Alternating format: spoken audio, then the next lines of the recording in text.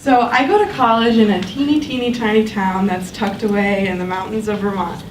And I love Marlboro, I really do. I really enjoy being a student there. And one thing the things that I study most as a politics and sociology major is the pain and need that are felt by groups of people that are facing oppression. And I do enjoy learning about this, but throughout my studies, the beginning of my studies, I sort of started developing this feeling of like intense discomfort and just how separated I was from the people that I was learning about. And so I knew that I needed to make some kind of change. And so this started with obviously looking into going to Boston. And in the words of Ayanna Pressley, the people closest to the pain should be closest to the power. And it was exactly that kind of thinking that brought me here.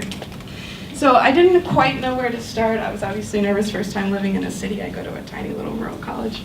And I thought that maybe a good place would be to investigate what actually is human service work. What does it look like? Who am I in that as a privileged white woman in the world of human service work? And what a better place to do that than Pine Street Inn, which is a lovely place. And so early on in the semester, I started realizing that this concept of human service work is a lot less abstract than I initially thought. I think I was trying to over-intellectualize it, which is another thing I picked up at Marlboro, naturally.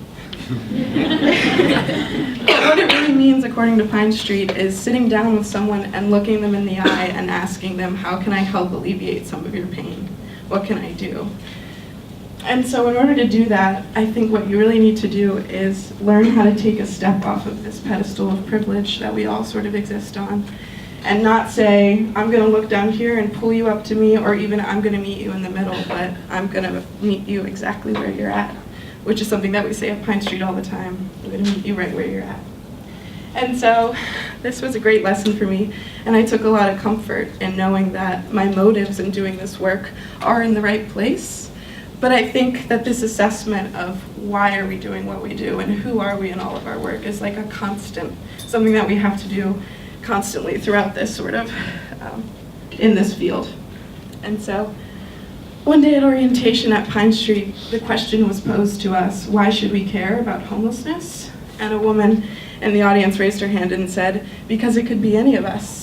And we should hope for the kind of care, we should give the kind of care that we would hope for if we ever found ourselves in these circumstances. And that's so true. We're all like one crisis away from homelessness. We really are. One medical emergency, one death, one divorce.